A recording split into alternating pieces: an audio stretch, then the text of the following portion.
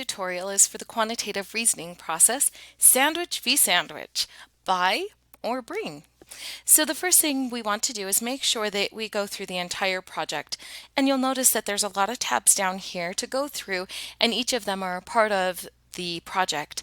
Step one is this first tab, and just listing out reasons for buying versus bringing. Listing one reason shows very little effort, thought, and creativity. It's best to give me several reasons for buying and several reasons for bringing that show that you have had some critical thinking about this and not just slapping it out for a really quick grade. So some might prefer buying versus bringing and list different things like allergies, convenience, social aspect, a break from the office if you're going to go buy it. Bringing can also give you options to customize things and all of these different things that give you a good brainstorm to list several reasons for buying and bringing. Then step number 2, we're going to go over the identify variables and assumptions. Remember that the variables are things that can change and that the assumptions are what's going to hold true as you work through the entirety of the project. Step 3 is going to be the quantitative reasoning process where we actually get down to calculating and working with Excel as a calculator. For those of you who aren't familiar with it, I'm going to walk through this step by step. The first thing I want to point out is that you'll notice all of my numbers over here are different. The prices, that's on purpose because I want you to focus on the process and not just the so-called answers at the end, just the numbers. So the first thing I want to do is list out all of the things which I've done to save us time, sandwich, tax, and all of the items on the bringing side. And then I'm just going to go through and add some things in. So the first thing I want to do is $4.70. Whoops. Here, $4.70, and you'll notice it doesn't look like money. So what I'm going to do is format the cells in Excel, and I want to format this entire column here to look like money. So I'm going to get one left click inside this top cell here, hold it, and then bring that left click all the way down to the total. I have several different ways I can do this. I can use my drop-down menu here and select currency or accounting. I can also select right here, which gives me the accounting. It's very quick. Both of those give you the exact same format when you press accounting. And you'll notice that it changed it to money. I can do the same thing over on this side. Again, one left click, hold and drag it all the way down. I can select these. There's another way I could also format, which is right-clicking and going to Format Cell. This also gives me the same drop-down menu. I typically use these because it's faster, but they will give you all the exact same thing. So I'm going to select currency for that side. It doesn't matter on this one if it's accounting or currency. It will both show us the dollar signs and format it as such. All right, so now that we have that formatted and we have our 470 in here, we're going to add on the tax. And it's been told up here in this blue box, the instructions, that we have a tax of 6.5%. And you'll notice that that's already been added to this right side of bringing all of these items, the bread, the tomatoes, and all of these have already included that tax. On the left side, to buy, we actually need to add that tax in, which means we need to calculate the tax for the cost to buy. Some students are more comfortable using their phone or an external calculator or even paper and pencil. I really encourage you all to take the capabilities of Excel right now because it will calculate for you and act as a calculator.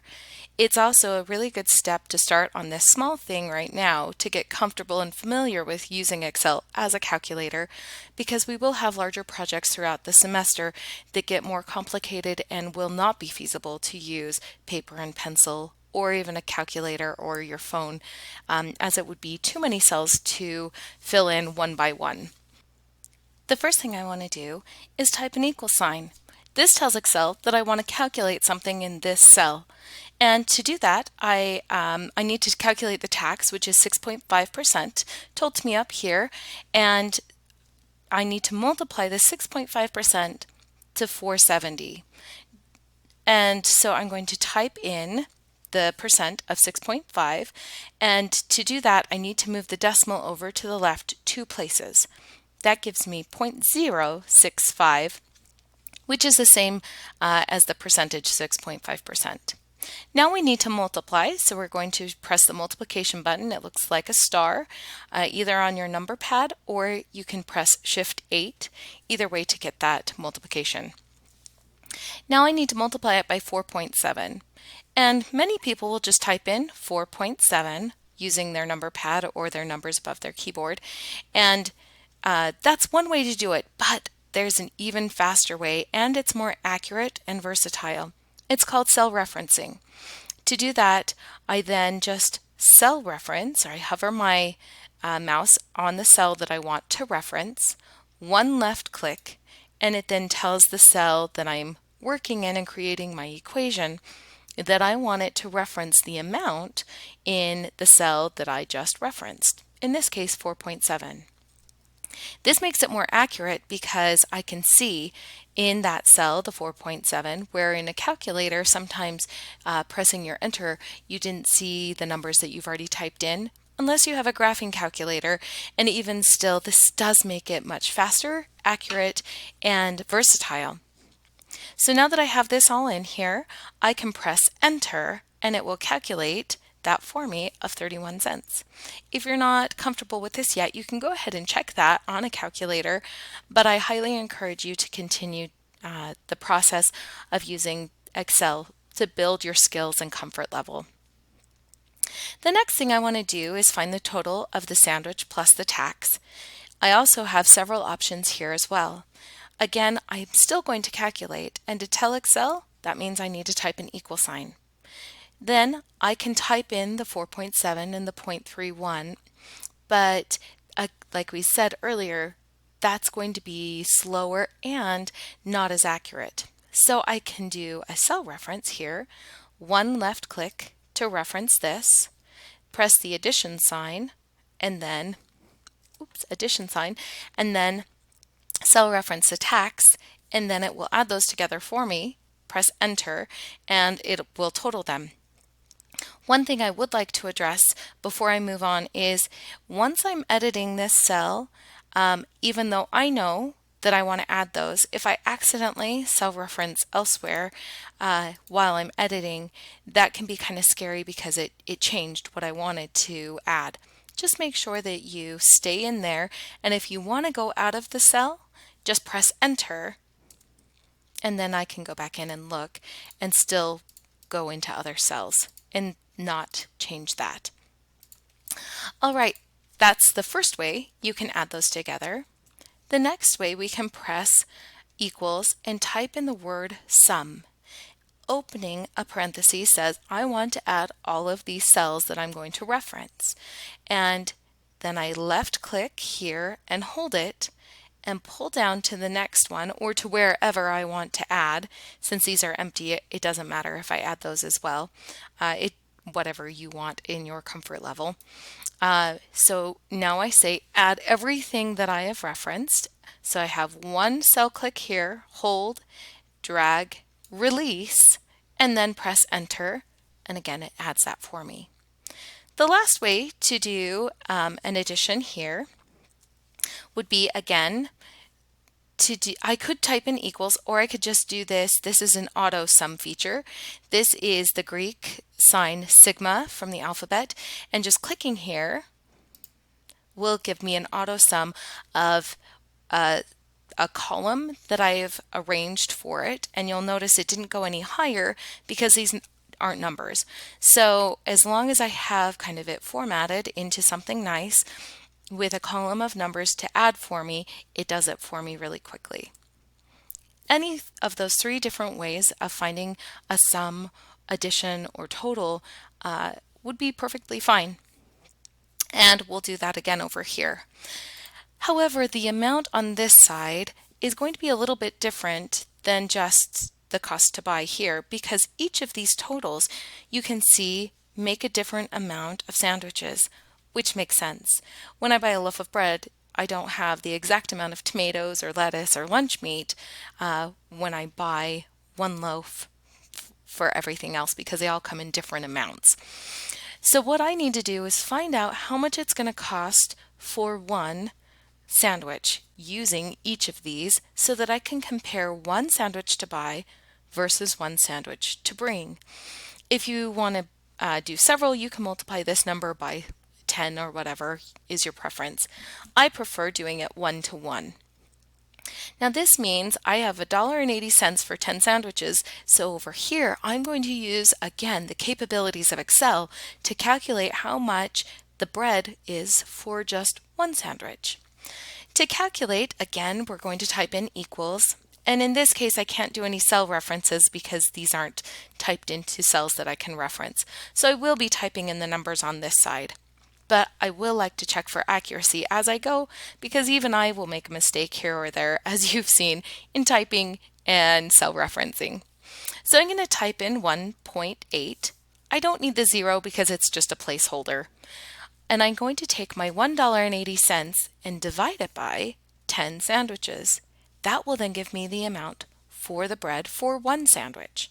When I press enter, you'll notice it says 18 cents, and that makes sense for how much it takes for one sandwich. I've had some students double this because they thought that you need 2 pieces of bread, but notice it says 10 sandwiches, not 10 slices. So this would be a 20 slice loaf of bread. Then I go on to the tomatoes and so forth in the exact same way of doing equals. Take your total cost, $1.50. Again, the 0 is just a placeholder, so I don't need to type it in. It doesn't change anything if I do or not. Divide it by 4 sandwiches, and that will give me 38 cents per sandwich. And so forth with the rest of them. 99 cents divided by 12 sandwiches. Press enter. Then $4.99. Whoops. Even here, I forgot to type in the equal sign. $4.99 divided by 10 sandwiches. And I'm going to verify that I'm typing these in correctly. Then the next one equals $4.89. And this mustard and mayo, because you're buying a large bottle or container or jar, will give you 70 sandwiches. And that's why it's so important to be able to find out how many or how much per sandwich because you have such a varied amount between each of these. The cheese equals $5.15 divided amongst 14 sandwiches. And the last one, so you have something to carry it in, $3.20 divided by 75 sandwiches gives me the total for just one. Now I have the amount over here for one for each of these. If I wanted to find out how much and not just compare one sandwich to one sandwich, I could multiply every one of these by an amount of whatever I wanted to see, 10 sandwiches, and then again over here times this by 10 and so forth. I do think it's easier to compare one sandwich to one. And we can also compare maybe a full week's worth or so forth down here as well, and I'll show you that one as well. So again, we're going to add these together, and since I have this all in a nice column, this is going to be the fastest way, just pressing the auto sum. And it has it all ready for me. I'm going to double check and press enter, and you'll see that this actually does save you a lot of time in the end to any other traditional way of calculating.